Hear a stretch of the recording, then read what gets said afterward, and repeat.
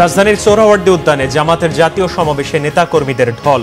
সংখ্যানুপাতিক পদ্ধতিতে নির্বাচন সহ ৭ দফা দাবি শীর্ষ নেতাদের। নির্বাচন দেরি করায় সুসংগঠিত হচ্ছে গণ অভ্যুত্থান বিরোধী শক্তি, মন্তব্য মির্জা ফখরুলের। ফেব্রুয়ারির পর ভোট মানবে না জনগণ, বললেন আমির খসরু। নির্বাচন নিয়ে কোনো অনিশ্চয়তা নেই, বললেন প্রেস সচিব শফিকুল আলম। পিআর পদ্ধতিতে ভোটের বিষয়ে সকল রাজনৈতিক দল আন্তরিক।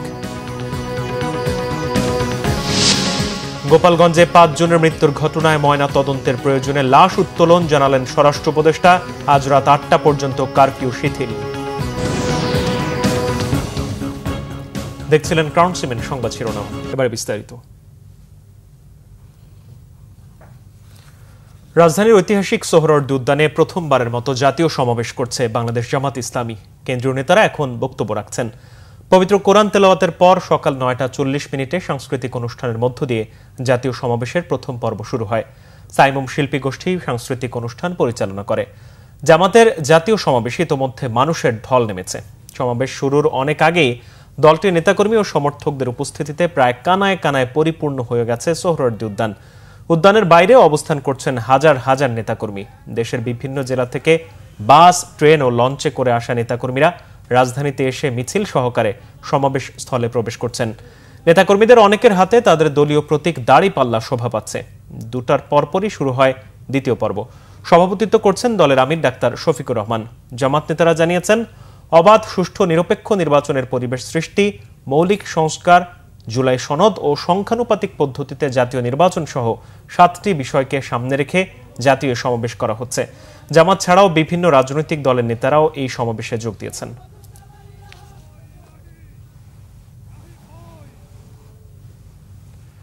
যারা গণতন্ত্রে বিশ্বাস করে না তারা সক্রিয় হচ্ছে বলে মন্তব্য করেছেন বিএনপি মহাসচিব মির্জা ফখরুল ইসলাম আলমগীর। জাতীয় প্রেস ক্লাবে এক আলোচনায় তিনি একথা জানান নানাবিধ অস্থিরতায় দেশের পরিস্থিতি দিন দিন আরও জটিল হয়ে উঠছে। এই সুযোগে ফ্যাসিস্ট শক্তি আবারও জোটবদ্ধ হওয়ার পাশাপাশি ক্ষমতা ফিরে পাওয়ার চক্রান্ত করছে। এই পরিস্থিতিতে মৌলিক সংস্কার, জুলাই সনদ প্রতিষ্ঠার মধ্য দিয়ে অন্তর্বর্তী সরকারের প্রতি দ্রুত নির্বাচনের আহ্বান জানান বিএনপি মহাসচিব। পরিস্থিতি আরো এবং সেই অভ্যুত্থানের বিরুদ্ধে যারা ছিল, বাংলাদেশের বিরুদ্ধে যারা রয়েছে, গণতন্ত্রের বিরুদ্ধে যারা রয়েছে, তারা আবার সংগঠিত হয়ে এই গণতন্ত্রকে নস্যাৎ করার জন্য কাজ শুরু করেছে। তাই দেরি না করে যত দ্রুত এই সংস্কার, সনদ এবং নির্বাচন, এই ৩টি বিষয়কে সামনে নিয়ে দ্রুত এগিয়ে যেতে পারা যায়, ততই দেশের জন্য মঙ্গল। এদিকে বিএনপির স্থায়ী কমিটির সদস্য আমির খসরু মাহমুদ চৌধুরী বলেছেন, ফেব্রুয়ারির মধ্যে নির্বাচন দিয়ে বাংলাদেশের মালিকানা জনগণের হাতে ফিরিয়ে দিলে দেশে গণতান্ত্রিক সংস্কৃতি ফিরে আসবে। এর বাইরে অন্য কোনো পথে হাঁটলে তা দেশের জন্য বিপদ ডেকে আনবে। দুপুরে চট্টগ্রাম লিলিস ক্লাবে বাংলাদেশ শিক্ষক সমিতি উত্তর জেলার ত্রিবার্ষিক সম্মেলনে তিনি এসব কথা বলেন। আমির খসরু বলেন, সংস্কারে যতটুকু ঐক্যমত্য হয়েছে তার ভিত্তিতে ফেব্রুয়ারির মধ্যে নির্বাচন দিয়ে জনগণের ভোটাধিকার ফিরিয়ে দিতে হবে। দেশে যে পরিবর্তনের কথা বলা হচ্ছে তা জনগণের ভোটে নির্বাচিত সরকারের কাজ, অন্তর্বর্তী সরকারের কাজ নয়। আগামীতে বিএনপি ক্ষমতায় গেলে শিক্ষা খাতে জিডিপির ৫% বরাদ্দ দেওয়া হবে বলেও জানান আমির খসরু মাহমুদ চৌধুরী। পরিবর্তনের জন্য আপনাদের ভোট একটা নির্বাচিত সরকার তো লাগবে, তাই না? ইন্টারিম সরকার তো এই কাজ করার জন্য আসে নাই, আসার কোথাও না। আমি তাদের দোষও দেব না। এটা হচ্ছে একটা অভ্যন্তরীণ সরকার, তাদের কাজ আসলে হচ্ছে একটি নির্বাচনী সংস্কার করে নির্বাচনের মাধ্যমে বাংলাদেশকে একটি গণতান্ত্রিক দেশে পরিণত করা।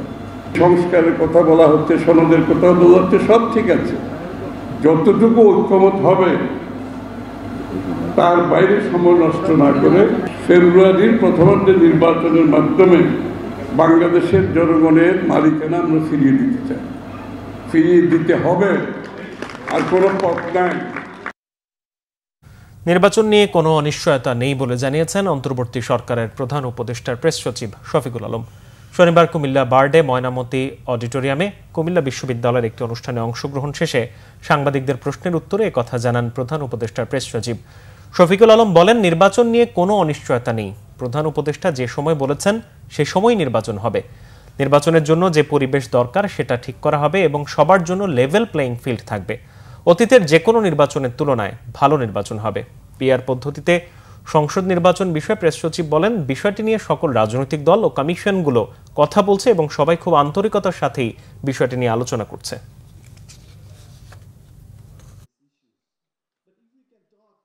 নির্বাচন ঠিক যে সময়ে বলা হয়েছে ঠিক সে সময়ে হবে এবং আপনারা দেখবেন যে খুব সুন্দর পরিবেশে পিসফুল একটা নির্বাচন হবে এবং বাংলাদেশের ইতিহাসে one of the best election হবে। প্রফেসর ইউনূস এটা বারবার বলছেন, আমরা আবারও বলি নির্বাচন নিয়ে কোনো ধরনের কোনো অনিশ্চয়তা নাই। নির্বাচন ভালো হবে, নির্বাচনের জন্য যে পরিবেশ সেটা ঠিক করা হবে এবং লেভেল প্লেইং ফিল্ড থাকবে সবার জন্য। যে কোনো ক্যান্ডিডেট বলতে পারবেন না যে না তার প্রতি অন্যায় করা হচ্ছে। স্বরাষ্ট্র উপদেষ্টা জাহাঙ্গীর আলম চৌধুরী জানিয়েছেন, গোপালগঞ্জে নিহতদের পরিবারগুলো মরদেহ ময়না তদন্ত ছাড়াই নিয়ে গেছে। প্রয়োজনে সেই সব মৃতদেহের ময়না তদন্ত করা হবে।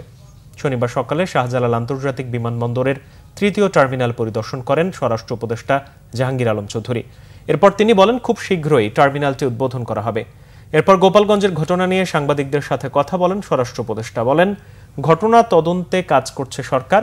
নিহতদের ময়না তদন্ত নিয়ে ওঠা নানা প্রশ্নের বিষয়েও কথা বলেন তিনি। প্রয়োজনে আবারও ময়না তদন্ত করার কথাও জানান। গোপালগঞ্জে সংঘর্ষের প্রতিবেদন প্রচারে সাংবাদিকরা সাহসিকতার পরিচয় দিয়েছে এমন মন্তব্য করে তাদেরকে ধন্যবাদ জানান স্বরাষ্ট্র উপদেষ্টা। এদিকে জাতীয় নাগরিক পার্টি এনসিপির সমাবেশকে কেন্দ্র করে গোপালগঞ্জে দফায় দফায় হামলা সংঘর্ষের পর জারি করা কারফিউ সকাল ৬টা থেকে রাত ৮টা পর্যন্ত শিথিল করা হয়েছে। বিষয়টি নিশ্চিত করেছেন গোপালগঞ্জের জেলা প্রশাসক ও জেলা ম্যাজিস্ট্রেট মোহাম্মদ কামরুজ্জামান।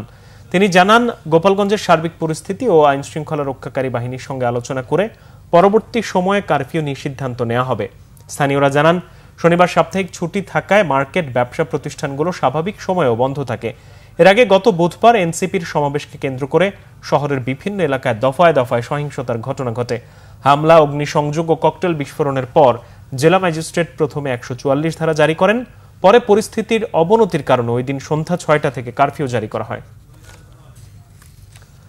ভালো ও মানবিক মানুষ হওয়া ছাড়া দেশের উন্নতি সম্ভব নয় বলে মন্তব্য করেছেন সেনাপ্রধান জেনারেল ওয়াকারুজ্জামান। সকালে রাজধানীর military institute of science and technology বিশ্ববিদ্যালয়ে মেকানিক্যাল ইঞ্জিনিয়ারিং অ্যাপ্লাইড সায়েন্স বিষয়ক ৩ দিন ব্যাপী এক আন্তর্জাতিক সম্মেলনে কথা বলেন তিনি। এ সময় তিনি বৈশ্বিক পর্যায়ে বাংলাদেশকে এগিয়ে নিতে ইঞ্জিনিয়ারিং সেক্টরে আরও বেশি দক্ষতা অর্জন করার তাগিদ দেন। পরে 5টি ক্যাটাগরিতে মোট 5 জনকে পুরস্কার তুলে দেন সেনাপ্রধান। 3 দিনব্যাপী এই সম্মেলনে উৎপাদন কৌশল, নবায়নযোগ্য শক্তি, কৃত্রিম বুদ্ধিমত্তা, তাপ প্রকৌশল, মহাকাশ গবেষণা সহ বিভিন্ন বিষয়ে ফলপ্রসূ আলোচনা অনুষ্ঠিত হয়। সম্মেলনে যুক্তরাষ্ট্র, যুক্তরাজ্য, কানাডা, চীন, জাপান ও বাংলাদেশ সহ বিভিন্ন দেশের খ্যাতনামা গবেষক ও পেশাজীবীরা অংশ নিচ্ছেন। এবার আন্তর্জাতিক প্রসঙ্গ। পাকিস্তানে ভারী বৃষ্টিতে সৃষ্ট বন্যায় 2 দিনে মৃত্যু হয়েছে 71 জনের। এর মধ্যে শুক্রবার পাঞ্জাব প্রদেশে 10 জনের মৃত্যুর তথ্য নিশ্চিত করেছে প্রদেশটির দুর্যোগ ব্যবস্থাপনা কর্তৃপক্ষ। চলতি বছর 25 জুনের পর থেকে রেকর্ড বৃষ্টিপাতে পাঞ্জাব প্রদেশে কমপক্ষে 123 জনের প্রাণহানি হয়েছে। আহতের সংখ্যা ছাড়িয়েছে 500 জনে। বেশিরভাগ মানুষের মৃত্যু হয় ভবন ধসে চাপা পড়ে। কেউ কেউ ডুবে গেছেন, আবারও কেউ বিদ্যুৎস্পৃষ্ট হয়েও মারা গেছেন।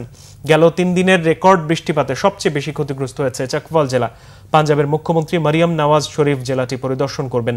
বিদ্যুৎ সরবরাহ পুনরুদ্ধার করা না যাওয়ায় চাকওয়ালের বেশ কয়েকটি গ্রাম এখনও অন্ধকারে ডুবে রয়েছে। বিদ্যুৎ সরবরাহ সম্পূর্ণরূপে পুনরুদ্ধার করতে কমপক্ষে 48 ঘন্টা সময় লাগবে।